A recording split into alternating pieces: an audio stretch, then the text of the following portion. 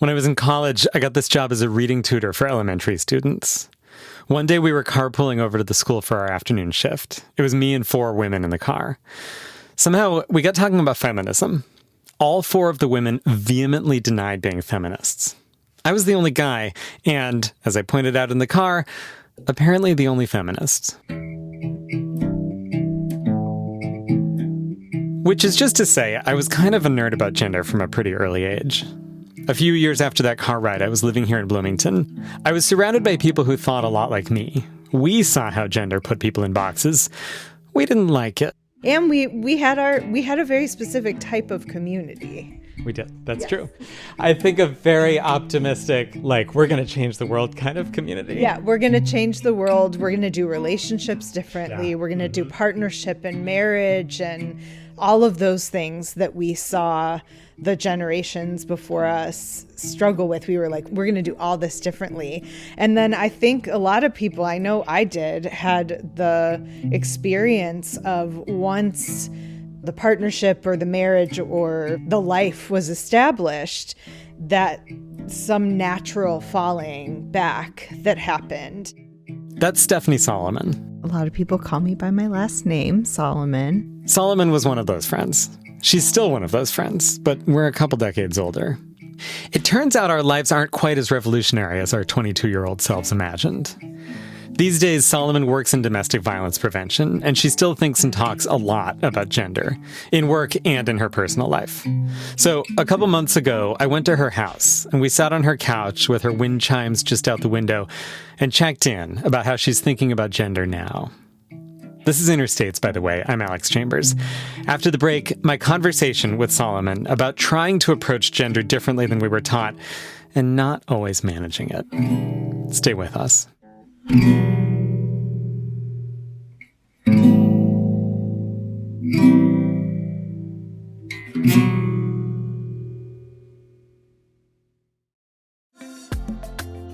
Support for Interstates comes from Columbus Area Visitor Center, celebrating everywhere art and unexpected architecture in Columbus, Indiana. Tickets for guided architecture tours and more at columbus.in.us.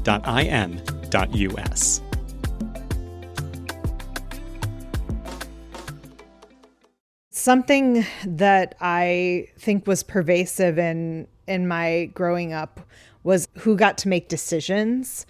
And like about what? Yeah, and about what. And so this greater norm around masculinity of control and power over, and then around femininity of compliance. Yeah. And that was very pervasive in my youth in a way that I think it was just culturally pervasive. So It showed up in the household. It showed up in the ways that family interacted with each other. So, so like what were some of the decisions?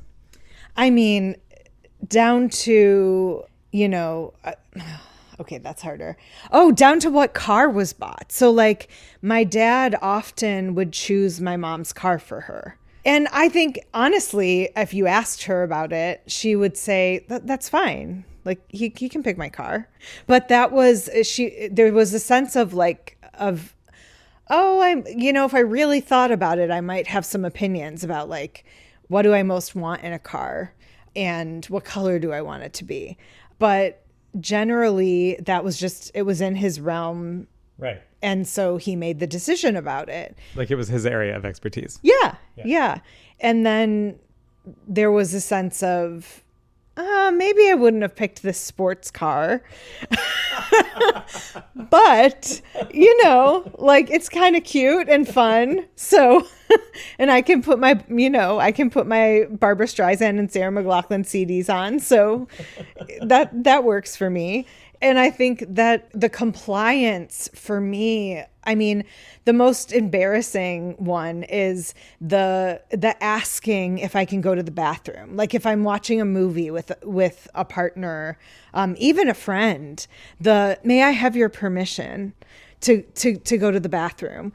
or may I have your permission to run out on this errand? I've never been, at least not in the, in most of my adult life, I haven't been in situations where people were trying to say, this is when you can go to the bathroom and not go to the bathroom. Right. But it's a habit. The compliance is a habit, and it's deep. And is that something that's something you saw? Oh, yes, absolutely. Like your mom would ask? She still does. Yeah.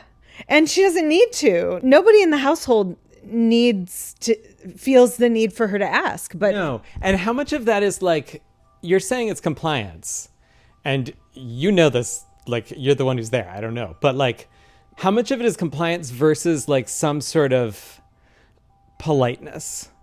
Sense of like, you're like looking skeptical. Do you know what I mean though? Yeah. It's like, we're in a situation and I just want to make sure I'm not going to disrupt things, which to me seems like potentially a more positive, slightly more positive or generous way of spinning it would be that it's about just checking in on things. I'm going to go do this thing and I'm just checking in versus like, am I allowed? Do you see what I mean? Yeah. Yeah. And I think they get confused. I think that's where there's a little bit of, there's not a fixed line between the two. Sure. So when you feel that you need everyone to be on the same page about whatever your behavior is, like you're going to interrupt the movie, you're going to walk away from the conversation, that is a part of you that feels responsible for everyone's feelings who's in the room. And so some of that is compliance, and some of that is like in the most generous way, politeness. I wasn't really saying it was a good thing by any means. I know that you weren't. But I think that's again where we zoom out, because that is not necessarily a dynamic that is created by the individuals that happen to be in the room at that time.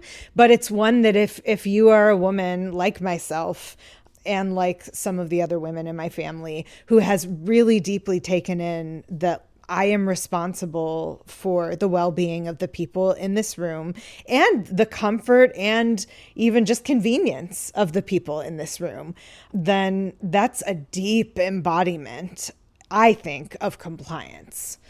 I think that makes a lot of sense. Yeah. Especially because on some level, I think it has to do with, in particular, the comfort and convenience of men.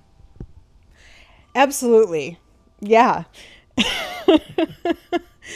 Yeah, absolutely. And it doesn't end up applying to men alone, but that's where it came from. Right. That's absolutely where it came from. This deeper idea that I am responsible for men feeling comfortable and getting their needs met. Yeah. Mm-hmm. Yeah. Mm-hmm. Yeah. And that is my feminine responsibility. Right. Exactly. Yeah. Yeah. Totally. That was a really personal one. I just think of exes listening to that and being, because it is a real thing. And I've had exes who've been like, stop asking my permission. And then sometimes I've been like, this is what I do. I'm trying to stop asking your permission. But it's deep in me, and I can only change so much about myself, because some of those things that originally were about making men comfortable now are not socially appropriate. And so it makes men uncomfortable. And so they're like, why are you doing this for me when I'm not asking for it? But that's another place where it's another place of tension, where it's like the socialization is heavy and now you're just telling me what to do in another way. Like the man who's not comfortable with it, like who's saying stop. The man who's like, stop asking me. And I'm like, I'm trying to stop asking you, but also like, sorry, this makes you uncomfortable. I'm just trying to make sure you're comfortable. Okay. Sorry, this makes you uncomfortable. I've been taught to do this. Right. And stop telling me to try to change something that I was taught to do for 20 plus years of my life.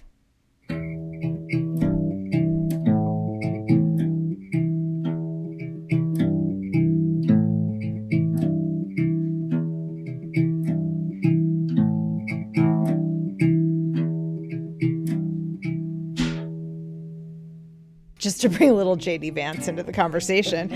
Now that I am a cat lady living alone, it is badass that I own my own home. However, I've needed to replace my fire alarm. It's still working, but I need an updated one that doesn't go off every time I, use my toaster. Right. I needed to seal my deck. It was practically turning green with moss and disintegrating into the ground. And there are just these roles that I feel like these are not mine. Yeah. And I'm horrified and embarrassed to be that way. And I have many people not socialized as men, non-binary and women who are super capable. But me, that has been a place where I have struggled to really push against it.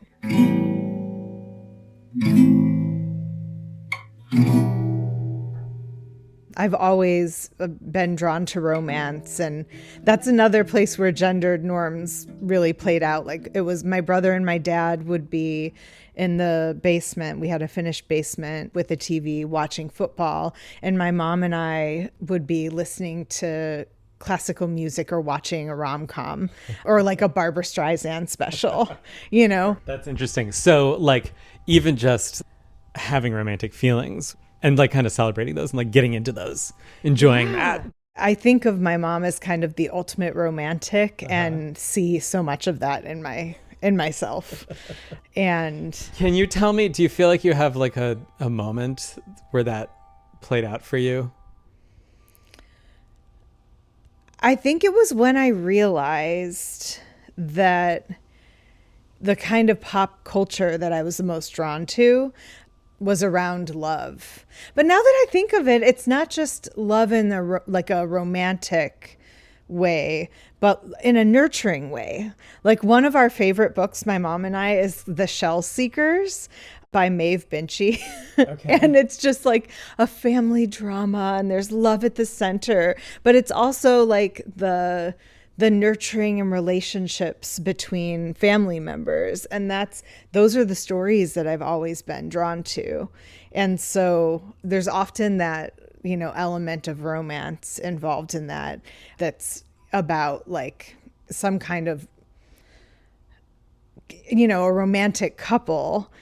But there's also just the nurturing and care of a family and how love expresses itself through generations. Yeah, which also has a different kind of romance, but a kind of romance also for you.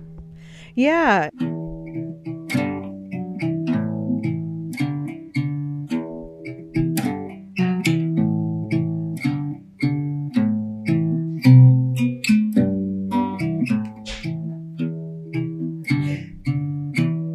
After the break, we talk about who's good at meal trains. Turns out, neither of us. Also, I ask for an example or two. Solomon resists.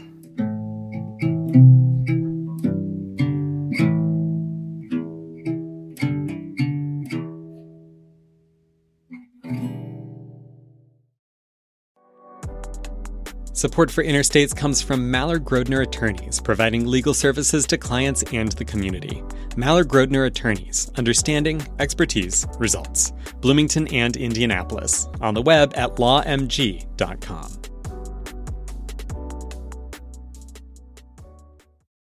There's a lot of problems with the fact that social services tend to be primarily staffed and run by specifically white cisgender women.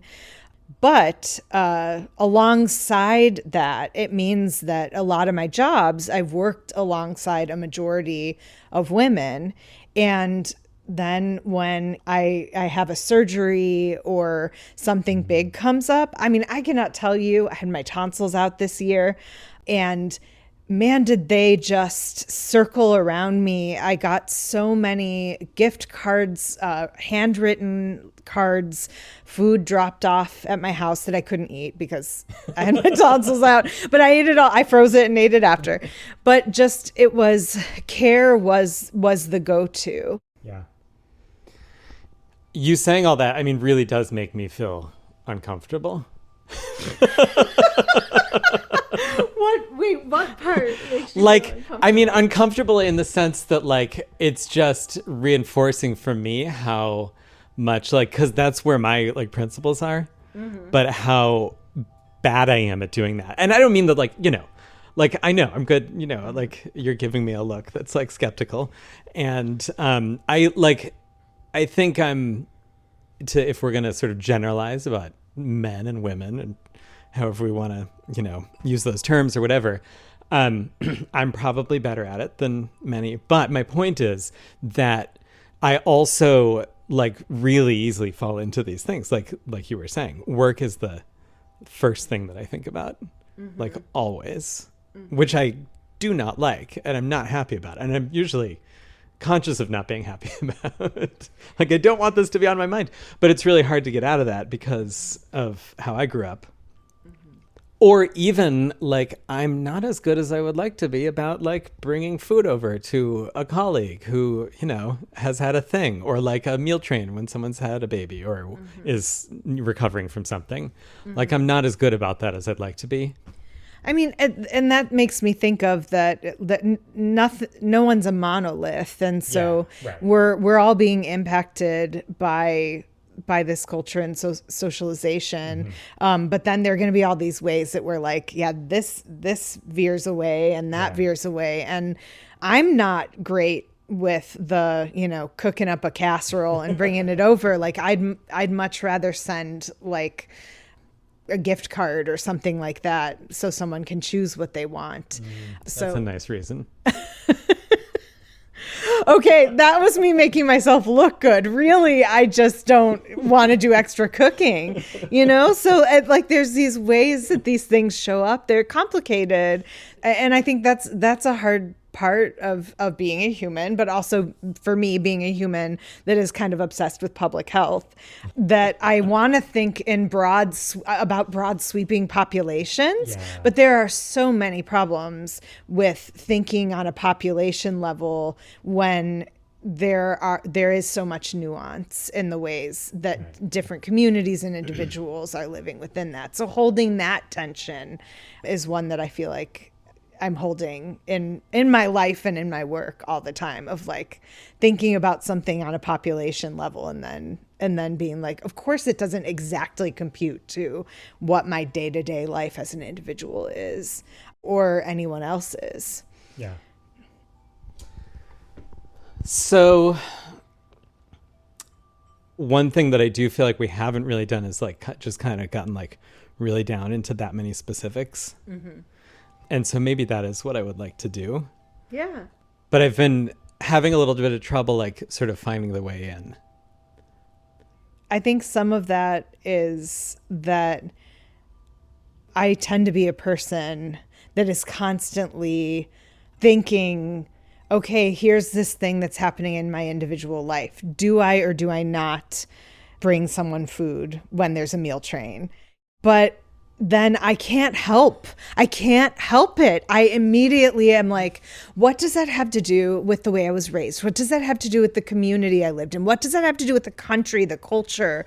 I'm not a person who often can just stay in the situation. And often I'm told that I do too much validating and use too many qualifiers.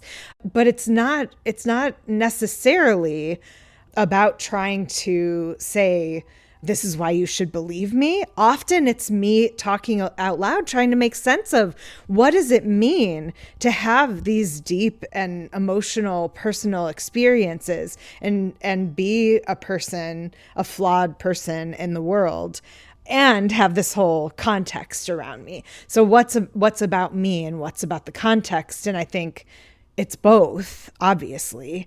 But these days, I feel like we have an easier time as a culture talking about the me part than we do about the context part.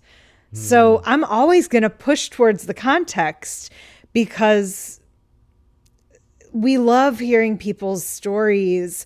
It happens in social services all the time where, let me tell you this hard story of when I experienced food insecurity or when I experienced violence. And that's why you should give to or care about the work. And those stories are compelling, but they take something structural and then put the burden on the individual.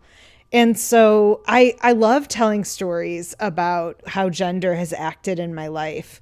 But I also feel like the real change, like if we actually want to change things, then we need to look at the trends in how gender is acting in everyone's life. Mm-hmm. So it's not just the one teenager needing gender affirming care. It's like, it's a whole society that's grappling with who should and shouldn't have access to gender affirming care and what does that mean? Or even in that sense, that the teenager who needs gender affirming care might be needing gender affirming care because of like these deeper structural things about how our society has been enacting gender in the first place. Yeah. I mean, that for me brings up power. So we all want to feel empowered and like we have access to power, whether that's through resources or agency or autonomy. And in a culture that assigns power in really specific ways, that's going to affect us and the choices that we make and the identities that we hold. Yeah, we can't talk about any of this without talking about power. Again, I am taking it to the systems level. I can't help it. No, I think that was a really good argument for being at the systems level. I mean, I could go into the stories of the difference between dating transmasculine people or men or dating trans feminine or women or non-binary people, because there are differences in the way that we express gender and what that means about how we act. And I have personal experiences. Some of them align with larger stories and some of them don't, because humans are human. Right. But my fear again about staying in the storytelling all the time is that then that becomes the truth. And it is the truth in that one situation, but it doesn't necessarily translate to the wider issues that we're grappling with around gender. Yeah. And also, I do think that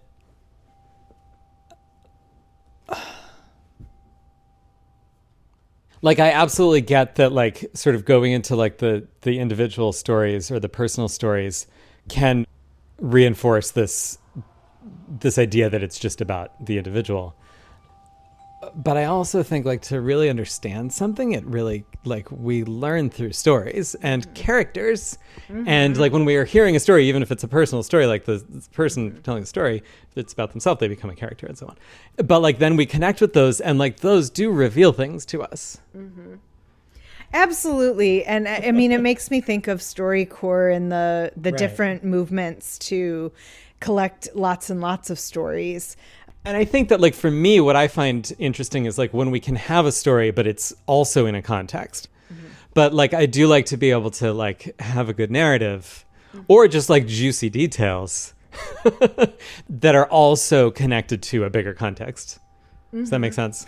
I mean, absolutely. And I think, yeah, it's the harder way for my brain to work, especially when I think about people listening to what I'm saying. Yes, I was thinking about that too, because this is definitely a different kind of conversation that we're having on your couch than a few weeks ago when I was just over for fun, hanging out, catching up. Yes. And I mean, I think about often when I talk about gender, the story that I tell or what I bring up is that I listen to majority women musicians, and I tend to read books that are by women or come out of the queer community.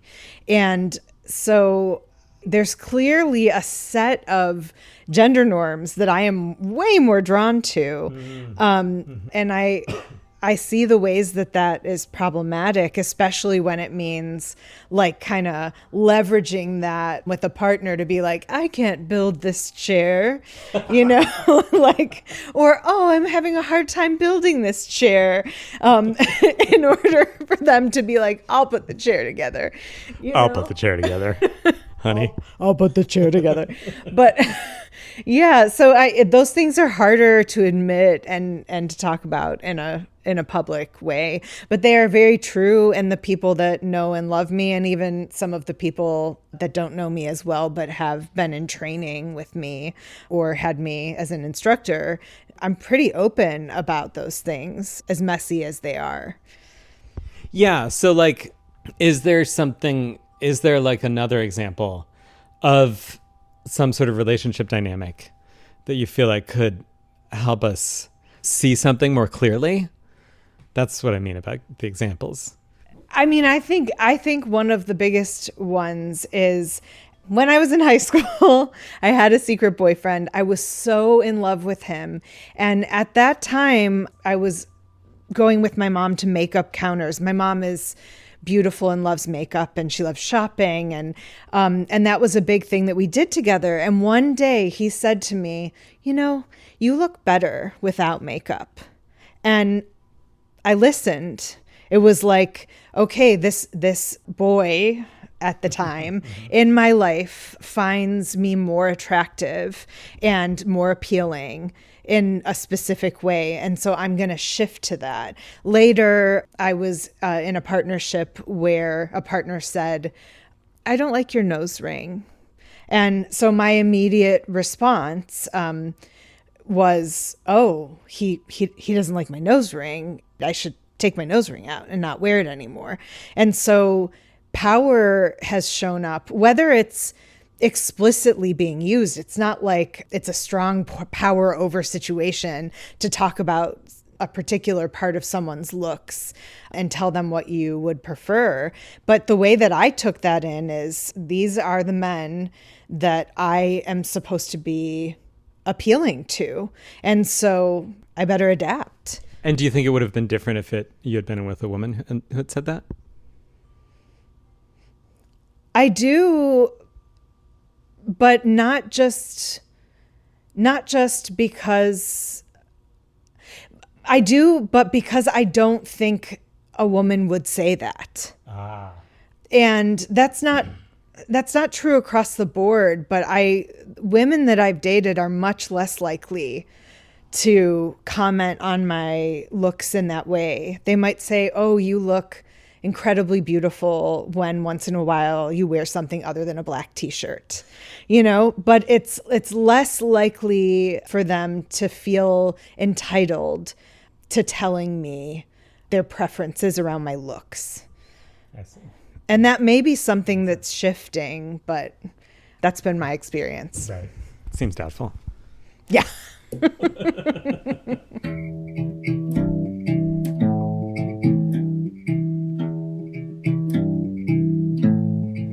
So what's the current status of the deck?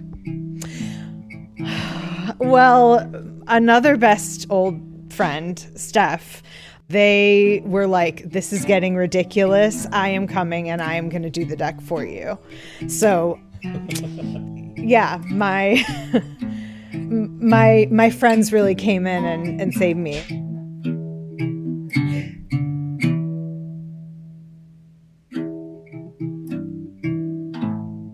I'm going to wrap up on the mic. Okay. So thank you. Thank you, Alex Chambers. Thank you, Solomon. I've really dug into my inner states today. That's it for the show. You've been listening to Inner States from WFIU in Bloomington, Indiana. We'd love to hear what it made you think about. Send us an email or a voice memo through the contact tab on our website, wfiu.org/interstates, or get in touch on Facebook or Instagram. All right, we've got your quick moment of slow radio coming up. But first, the credits. Inner States is produced and edited by me, Alex Chambers. Our associate producer, who was instrumental in putting this episode together, is Dom Hyab. Thanks for your help, Dom. Our master of social media is Julian Blackburn. Our intern is Carl Templeton. We get support from Eobon Binder, Natalie Ingalls, Luann Johnson, Sam Schemenauer, Peyton Whaley, Lisa Robin Young, and Kate Young. Our executive producer is Eric Bolstridge. Our theme song is by Amy Olsner and Justin Vollmer, and on this episode we have additional music also from Amy Olsner and Justin Vollmer. All right, time for some found sound.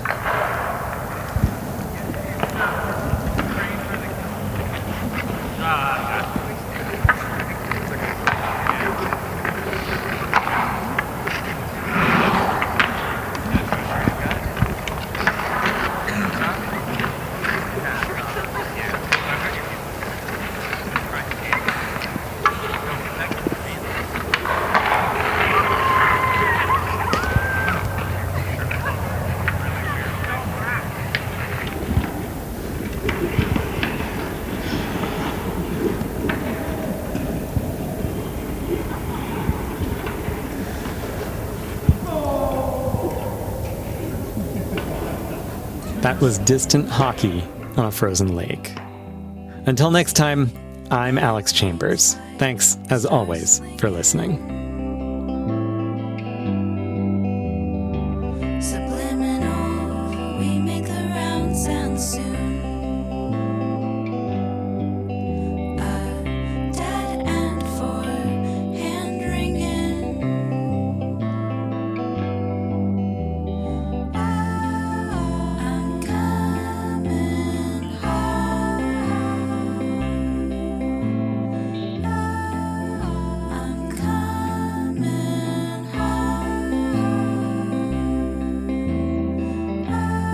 home. I'm coming home.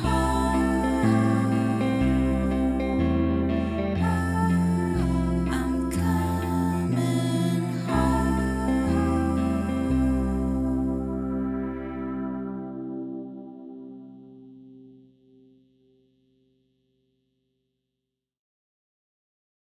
Hoosier Spirits is a new documentary from WTIU and Indiana Public Media that explores Indiana's deep distilling roots and visits distilleries across the state to get a glimpse at the future of Hoosier Spirits. Learn more, check out a map of Indiana distilleries, and get the recipe for our exclusive cocktail at WTIU.org/Hoosier Spirits.